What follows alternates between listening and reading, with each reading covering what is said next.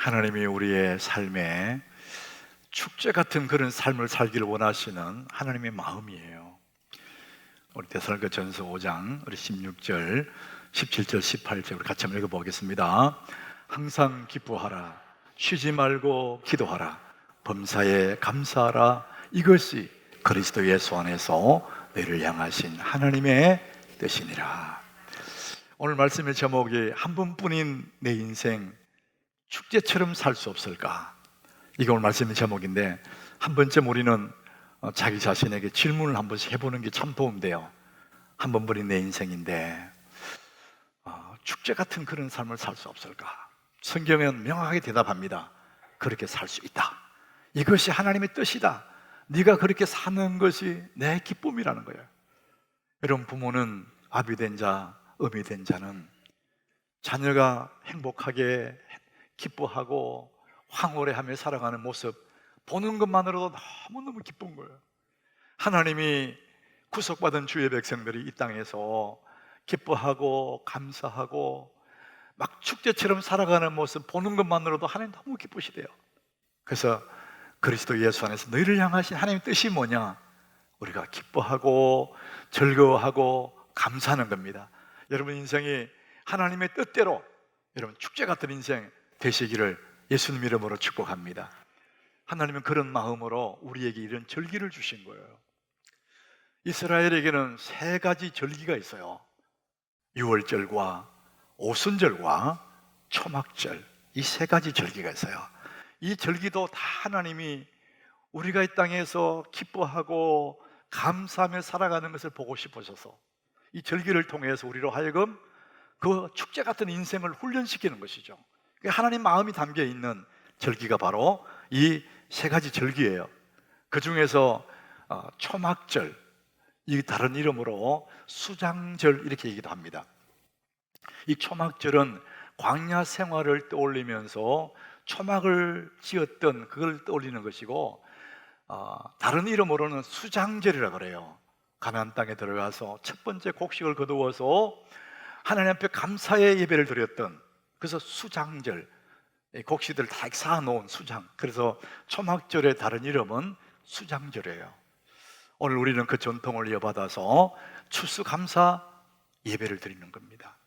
우리 이 도시 문화권에 사는 우리들은 농사를 안 짓지만 이 초막절의 정신을 이어받아서 우리는 오늘도 추수감사절, 하나님 내게 주셨던 그 은혜를 헤아리면서 이 감사의 절기를 보내고 있는 것입니다.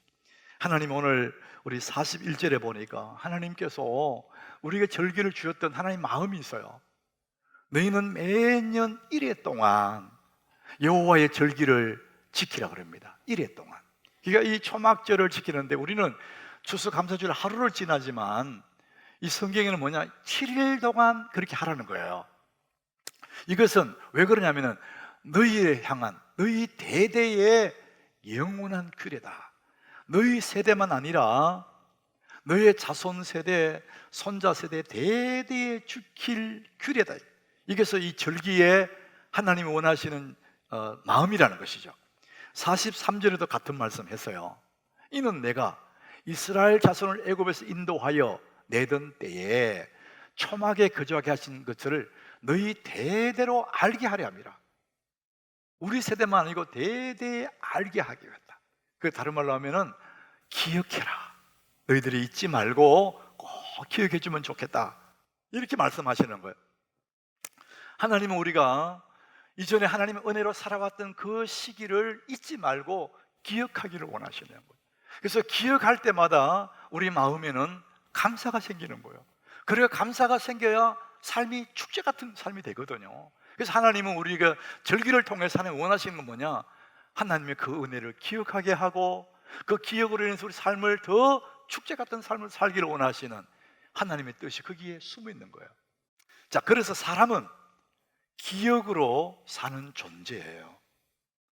사람은 기억 속에 행복한 기억을 가지고 있는 사람은 행복한 삶을 살아요. 그런데 불행하고 답답한 그런 기억을 많이 가진 사람은 그 기억만 떠올려도 가슴이 떨리는 거예요. 불행해지는 겁니다. 사람은 기억으로 사는 존재예요. 우리는 기억의 창고를 하나씩 가지고 있는 거예요. 그래서 그 창고에 불행을 많이 쌓으면은 불행한 인생이 돼요. 그 기억의 창고에 하나님의 앞에 감사라는 그런 감사의 내용들을 쌓아가면 정말 행복한 그런 삶을 살게 되죠. 우리는 기억의 존재라는 것. 자, 그런데 오늘 저는 여러분에게 여러분 알고 있는 것이 다시 이렇게 상기시켜 드리고 싶은 게 뭐냐면은 우리의 기억이라는 것은 두 가지 요소가 있어요. 모든 기억은 두 가지 요소가 붙어 있습니다. 하나는 어떤 상황이 주어지면 그 상황 자체, 사실, 이거 팩트라 그러잖아요. 그것을 하나 기억해요. 또 하나의 기억은 뭐냐면은 그 상황에서 느껴지는 감정, 팩트와 사실과 감정이 두 개를 우리는 기억을 하고 있는 겁니다. 그런데 이 두 개를 기억하는 방식이 뭐냐? 사실, 그 상황 자체, 이것은 머리가 기억합니다. 또 하나, 그게 느껴지는 감정들은 내 가슴이, 몸으로 기억하고 있습니다.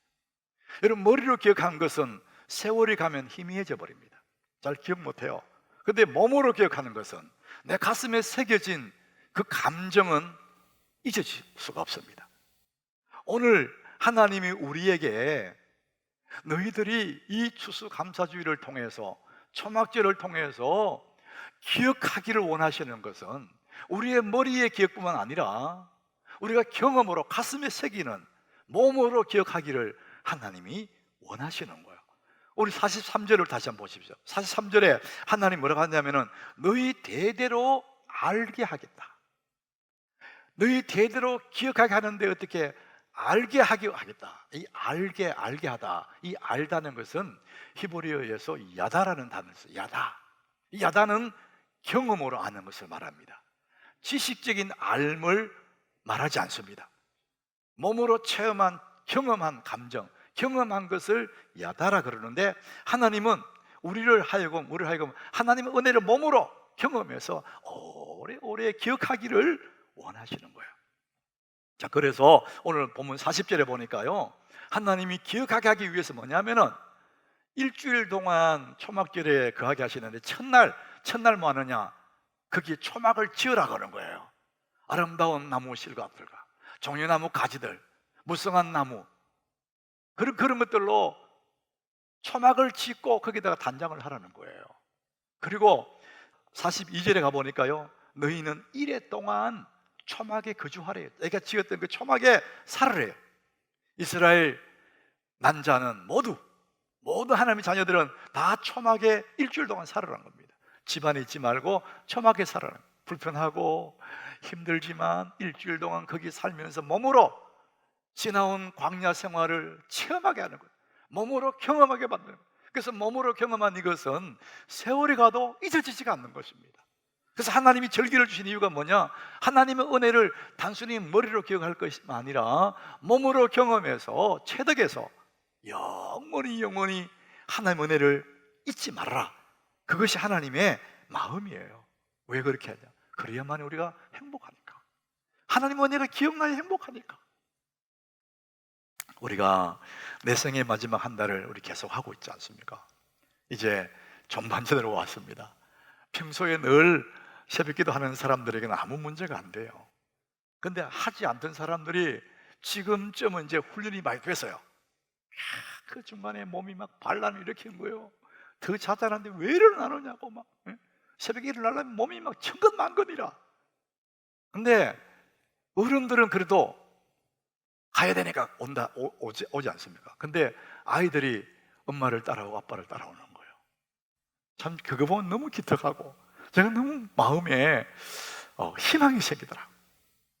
학생들이 나오고 청년들이 나오지 않습니까? 여러분, 그 아이들이 참 새벽에 나와서 뭘 알겠어요. 그 아이들 교재를 들고 어떤 줄도 치고 하는 애들도 있고 거기다가 그림 그리고 낙서한 놈도 있어요. 근데 아예 뒤로 자빠져 잔 놈도 있어요.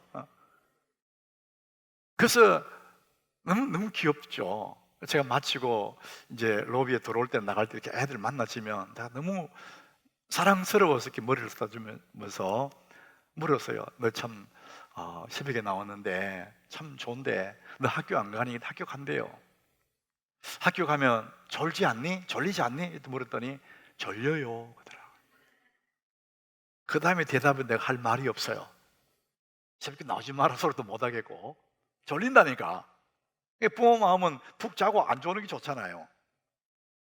근데 저는 그 다음에 대답은 안 했지만 이런 생각이 들어요. 밤에 뭐 게임하고 텔레비 보고 놀다가 잠 못 자고 학교 가서 조는 것보다 차라리 새벽기도 때문에 조는 게 훨씬 낫다고. 기왕 좋을 거. 요즘 애들이 학교 가서 많이 잔대요. 어디 엎어 잔대. 선생님이 가면 놔둔대요. 기왕 좋을 거 가지고. 근데 제 믿음은 뭐냐면은 그 아이들이 새벽에 나와서 들었던 말씀 다 잊어버릴 거예요. 이 기억은, 머리의 기억은. 그러나 몸으로 경험한, 몸으로 느꼈던 그것들은 일생 동안 잊을 수가 없어요. 이 몸은 기억하는 거거든요. 부모가 그 아이들을 깨워서 새벽에 교회 데려 나와서 함께 내 생애 마지막 한 달을 보냈던 그 기억은 그 아이들에게 가장 좋은 특별한 선물이에요.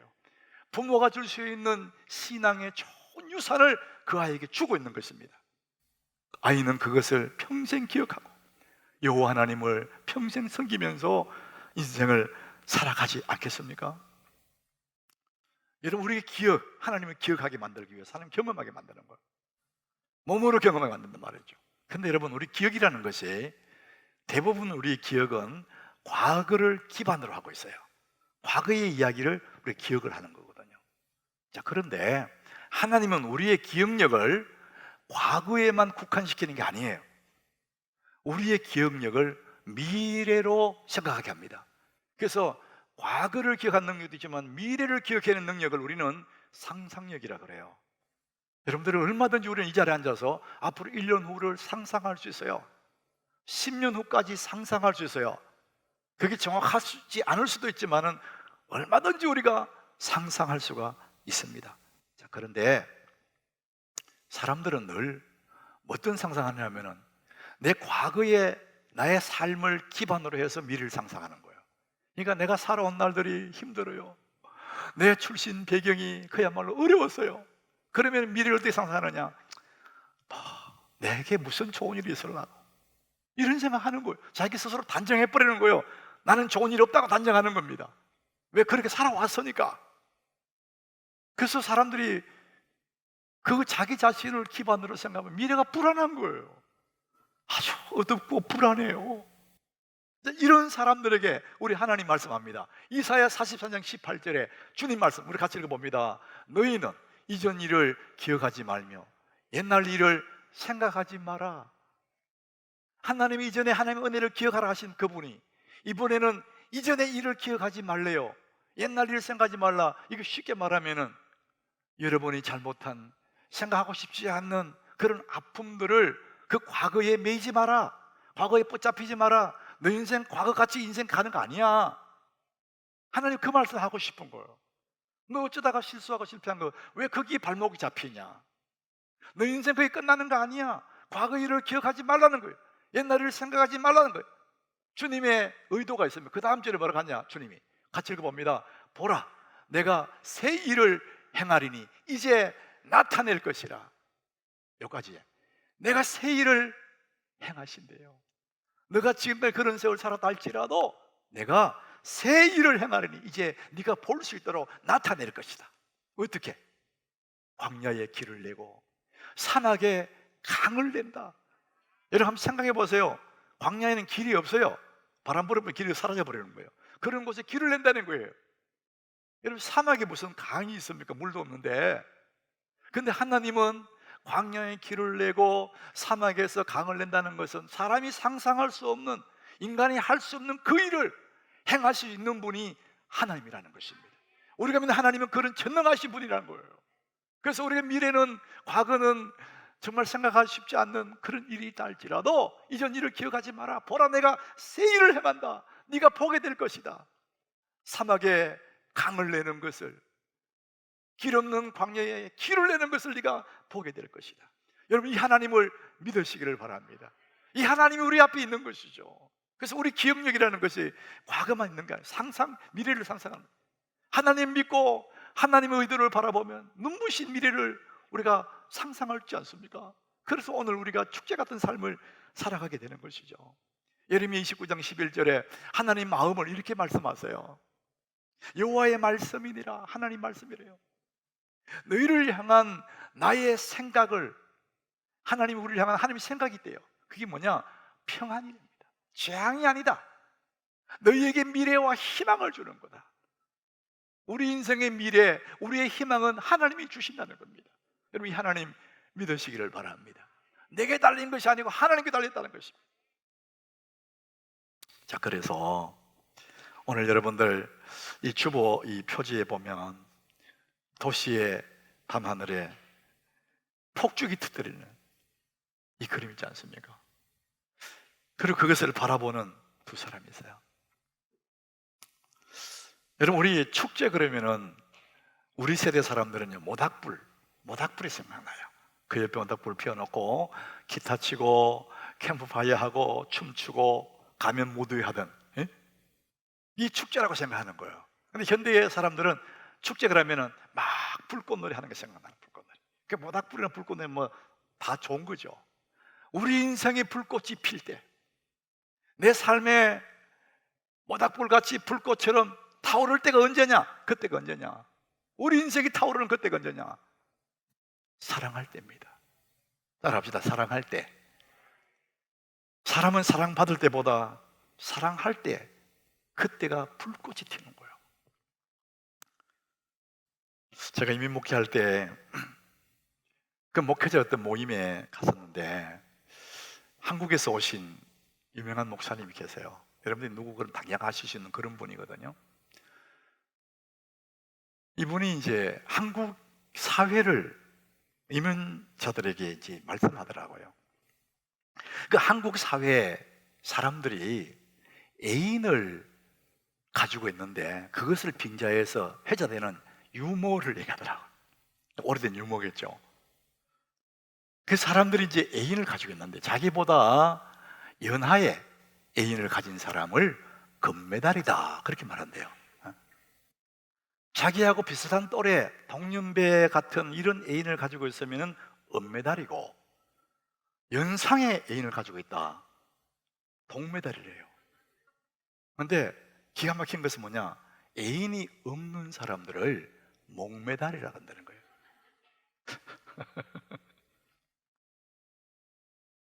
이 사람의 이 본성을 얘기하는 거예요. 본성을. 누군가를 사랑할 때 그때 가슴에 불이 타거든요. 인간이 그리 만들어져서요. 근데 그것은 마약과 같은 거예요. 여러분, 심리학자들이나 상담하는 사람들, 능크리스찬 세계에서는요, 우울해하고 삶의 의욕을 잃어버린 사람에게 처방을 뭐라 그러냐? 애인을 만들어라 합니다. 그럴듯하잖아요. 그러면 막 생기가 돌고 그런다는 거예요. 근데 여러분, 그것은 마약과 같은 겁니다. 마약을 먹으면 그때뿐이, 잠시 후에 더 깔아집니다. 그럼 또 마약 또 먹어야 돼. 예수님이 이 부분에 대해서 명확하게 말씀하셨어요. 사마리아 우물가의 여자에게 주님 그 말씀하셨거든요. 요한복음 4장 13절에 예수님이 그 여인을 만났어요. 이 여인이 어떤 사람이냐? 이런 여자라는 거죠. 자기의 우울한 자기 삶의 불꽃을 튀게 하기 위해서 사람을 선택한 거예요. 첫 번째 남자, 두 번째 남자, 세 번째, 네 번째, 다섯 번째 남자를 만났는데도 여전히 그때뿐이라는 거예요. 불꽃이 튀는 것 같은데 그때뿐이라.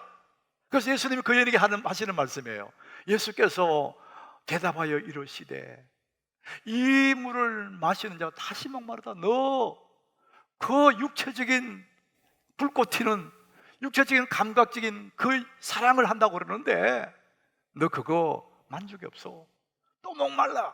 너 다섯 번째 남자가 함께 있는데 그것 또한 너를 만족시킬 수 없어. 마약 같은 거야. 그러시면서 주님이 그 다음 주 이렇게 말씀하시죠. 내가 주는 물을 마시는 자는 영원히 목마르지 아니하리니 내가 주는 물은 그 속에서 영생 안으로 솟아나는 샘물이 되리라. 감각적인 그런 사랑은 마약과 같은 거라는 거예요. 정말 주님 말씀하시는 이 영원한 생수, 이것은 육체적인 욕망을 말하는 게 아니죠. 그래서 예수님이 마태복음 22장 37절에 이렇게 말씀하여 예수께서 이르시되, 우리 같이 읽어봅니다. 마음을 다하고 목숨을 다하고 뜻을 다하여 주 너의 하나님을 사랑하라 하셨으니, 하나님이 너가 힘을 다해서 목숨을 다해서 뜻을 다해서 사랑하는데 하나님을 사랑하면 네 가슴에 불이 탄다는 거. 다시 머무르지 않다. 하나님 사랑하는, 이것이 크고 첫째 되는 계명이고, 둘째도 그와 같으니, 같이 읽습니다. 내 이웃을 내 자신과 같이 사랑하라 하셨으니. 가장 우리 삶의 우선순위에 하나님 사랑하는 게 전제가 되고, 그 다음에 둘째도 이와 같은데 내 이웃을 내 자신과 같이 사랑하라. 여러분, 우리 사랑한다는 의미가 우리 감각적인 것과 전혀 다른 얘기예요. 내 이웃을 사랑한다. 그 얘기는 여러분, 주님 말씀하시는 내 이웃을 사랑한다, 그 말은 그 사람과 화평의 관계를 유지하는 것입니다. 원수 맺지 말고, 때로는 내가 손해보더라도 원수 맺지 말고 화평의 관계를 유지하는 것이 이웃을 사랑하는 가장 기본이라는 겁니다. 감각적인 사랑, 그걸 얘기하는 거 아니라는 것이죠. 우리 몸에 발생하는 질병들은 대부분이 우리가 만든 것이라고 말합니다. 현대 의학에서도 거의 85%가 스스로 만들어낸 병이라고 말하기도 합니다. 우리의 몸에 감정들이 있는데, 사람이 감정이 아주 안 좋은 감정 4가지가 있어요. 분노, 막 분노하는 거예요. 그러다 악을 쓰고 누군가를 비판하는 거예요. 그리고 두려워하는 겁니다. 막 두려워하는, 그 다음에 죄책감. 이 4가지 감정이 내 속에 살아있는데, 이 감정들은 우리 몸에 중대한 문제를 일으킨다. 이 감정을 내가 품고 있으면, 이걸 해소하지 않고 계속 품고 있으면 속에서 이 감정들이 내 몸을 갉아먹는다. 그래서 오는 병들이 암이라는 겁니다. 암에 걸린 사람들 보면 정말 사람이 정말 천사 같은 사람들이에요. 그 사람들은 이런 분노나 억울함이나 답답함이나 죄책감, 이런 것을 내 속에 끌어안고 있는 거예요. 이게 부글부글 해가지고 내 몸을 갉아먹는 거다.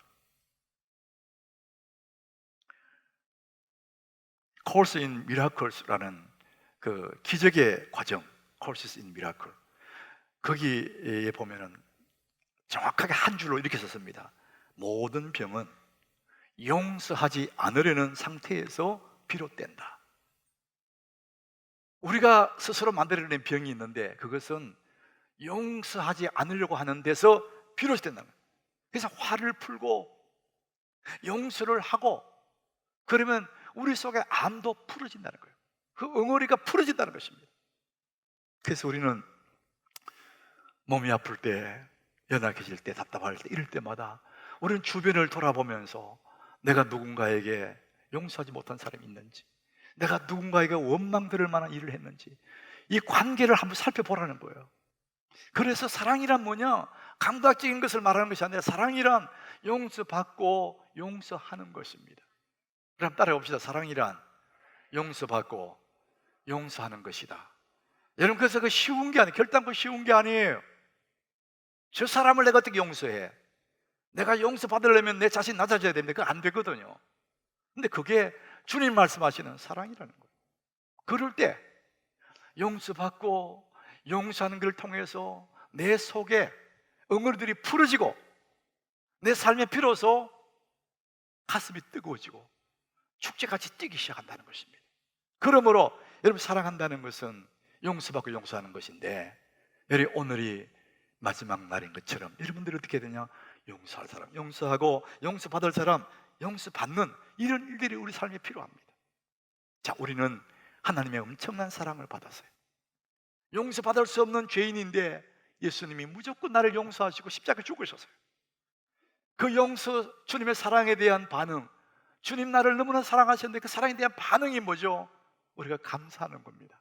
하나님의 그 사랑에 대한 반응은 감사합니다. 그래서 우리가 하는 그 감사는 마법 같은 하나님의 선물이에요. 여러분, 우리가 하는 감사는 힘이 없는 것 같고 아무것도 아닌 것 같지만 그것은 하나님이 우리에게 주신 마법 같은 하나님의 선물입니다. 우리가 감사하기 시작할 때 내 영혼이 춤을 추기 시작한다는 겁니다. 여러분 영혼의 강건함을 뭘로 볼 수 있느냐? 감사하는 걸 보면 그 영혼의 강건함을 건강의 좌표가 될 수 있다는 거예요. 얼마나 감사하느냐 보면 안다는 것이죠. 그래서 그 감사는 최고의 항암제다 그래요. 감사는 최고의 방부제다 그렇게 말하기도 합니다. 감사가 그렇게 위력이 있다는 것이죠. 내 마음 가득하게 감사가 흐르게 하십시오. 내 영혼 속에 내 가슴 속에 감사가 흘러갈 때 우리 몸은 최상의 상태가 된다는 거예요. 죽은 장기도 죽은 세포도 내 신경 조직도 감사할 때 쫙 풀어지고 회복되고 여러분 우리 삶이 새로운 상태가 된다는 겁니다. 우리가 화를 내고 두려워하고 분노하면 이 몸이 쫙 오그라들어요. 움츠러들어요. 그러나 감사할 때 우리 몸은 쫙 펴지는 겁니다. 우리 뼈마디까지도 우리의 모든 세포까지도 여러분 신경조직까지도 감사가 채워지기 시작하면 내 속에 감사가 흐르기 시작하면 다 풀어지는 마법 같은 하나님의 선물이 뭐냐? 감사라는 것입니다. 자, 그래서 여러분이 감사하라 그러면 뭐 감사할 거리가 있어 감사하지 이렇게 말하잖아요. 여러분 감사는 어떤 환경에 따라서 하려고 그러면 평생 못 할 수도 있어요. 우리 하박국 3장에 보면은 하박국의 상황이 있습니다. 하박국은 그 시대에 너무 힘겨워서 가슴이 떨리고 창자가 흔들린다 그랬어요. 뼈가 막 흔들린다 그랬거든요. 나라가 망하고 그 하나님의 백성들이 끌려서 유대 나라가 바벨론에 끌려가서 종살이 한다는 걸 알고 있는 거예요. 그날이 다가오고 있는 거예요. 그걸 보는 하박국이 너무 고통스러웠어요. 그럼에도 불구하고 하박국이 하나님 앞에 결단해요. 그 상황이 이렇습니다. 무화과 나무가 무성하지 못하네. 포도나무에 열매가 없대요. 감람나무에 소출이 없고 밭에는 먹을 것이 없대. 우리에는 양도 없고 외양간에는 송아지도 없다는 거예요. 아무것도, 요즘 말하면 아무것도 없다는 거예요. 그러면 감사 못하느냐? 아니라는 겁니다. 그것 때문에 감사만 못하겠지만 그 다음 절에 하박국은 자기의 결심을 이렇게 합니다. 우리 같이 읽습니다. 나는 여호와로 말미암아 즐거워하며 나의 구원의 하나님으로 말미암아 기뻐하리로다. 밭에 소출 가축들 때문에 내가 기뻐한다면 절망 중에 있겠지만 나는 여호와로 말미암아 기뻐하고 여호와로 말미암아 즐거워하고 그렇게 결단하는 것입니다. 우리의 소망은 죽겠는 줄 믿으시길 바랍니다.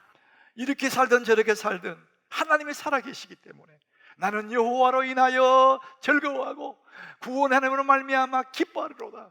우리 하나님께 교우들이 그리 되기를 바랍니다. 그래서 우리 얼굴이 환한 그런 삶을 사시기 바랍니다. 여러분들이 감사할 때마다 우리의 인생은 축제같이 내 영혼이 뛰기 시작하고 내 온몸의 피가 뜨거워지기 시작하고 내 삶은 새로워지는 삶을 살게 되는 것입니다. 그래서 우리 기억의 창고에 늘 감사를 누적시켜 가는 거예요. 내 기억의 창고에 하나님의 은혜를 계속해서 헤아려 가면서 누적시켜 가는 거예요.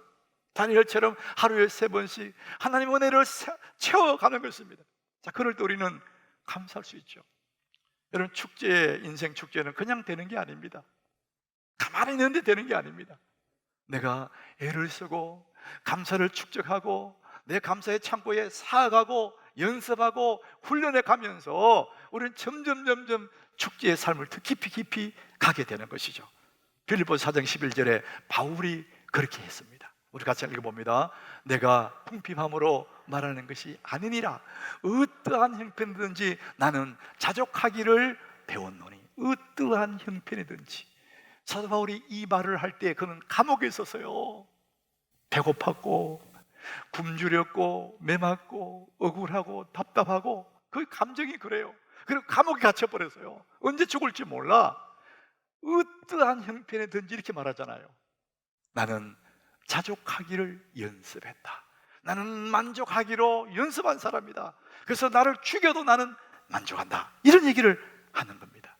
여러분 이런 믿음을 가지고 있으면 우리 모든 상황에 축제 같은 삶을 살아갈 수가 있습니다. 지금 우리가 가을이 깊어서 이제 곧 겨울이 옵니다. 이제 겨울비가 내리고 나면 추워질 거예요. 근데 이 겨울이 오는 가을 들판에, 가을 산야에 가장 바쁜 동물이 하나 있대요. 그게 다람쥐라고 합니다. 다람쥐는 겨울을 준비하기 위해서 온 산야를 다니면서 도토리를 수집하고, 도토리 하나 발견하면 땅에 구멍을 파고 흙으로 덮어서 그 한 도토리를 넣고 위에 낙엽을 덮어서 이렇게 2,000개를 만든다. 2,000개를 2,000개의 도토리를 저장하고 겨울을 대비한다는 겁니다. 인생의 겨울이 오기 전에 우리가 할 일이 뭡니까? 도토리라는 감사를 준비하는 겁니다. 내 삶의 기억의 창고에 감사를 계속해서 저장하며 삶의 겨울이 온다 할지라도, 다니엘같이 사자굴이 닥쳐온다 할지라도, 사도바울같이 감옥이 닥쳐온다 할지라도 내 기억의 창고에 감사를 저장하고 축제해 놨을 때 그거 아무 문제가 되지 않습니다. 여전히 기뻐하고 즐거워하고 감사할 수가 있는 것입니다. 시편 42장 11절에 이런 고백을 합니다. 같이 한번 읽어보겠습니다. 시편 42장 11절. 내 영혼아, 내가 어찌하여 낙심하며 어찌하여 내 속에서 불안해하는가? 너는 하나님께 소망을 두라. 거기까지. 너는 하나님께 소망을 두라 그랬어요. 세상에 소망을 두면 불안해. 세상에 마음을 두고 소망을 두면 다 불안해. 근데 하나님께 소망을 두면 어떻게 됩니까? 나는 여전히 하나님을 찬송하리로다.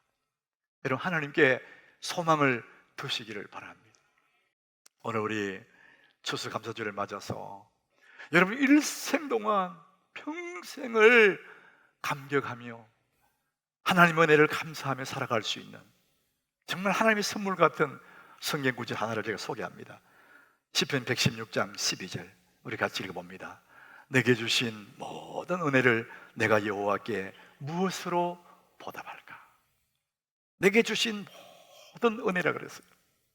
내 삶의 구석구석, 내 삶의 여정 속에 어느 것 하나 하나님의 은혜가 아닌 것이 없었다는 고백이에요. 그래서 나는 이제 남은 날은 그 은혜의 빚진 자로서 그 은혜를 내가 어떻게 갚지? 이런 마음의 태도로 살아가기를 결정한 이 시인의 고백이에요. 내 삶의 순간마다 하나님의 은혜였어. 그래서 나는 사랑받을 수 없는 그 사랑받았고 받을 수 없는 은혜를 받았으니 나는 사랑의 빚진 자고 은혜의 빚진 자의 심정. 그러니까 겸손하면서도 낮은 자세로 가면서도 너무너무 벅차오르는 그 감격으로 살아갈 수 있는 비결이 뭐냐? 은혜의 빚진 자로, 사랑의 빚진 자로 살아가는 것입니다. 감사는 환경이 아니고 마음의 태도거든요.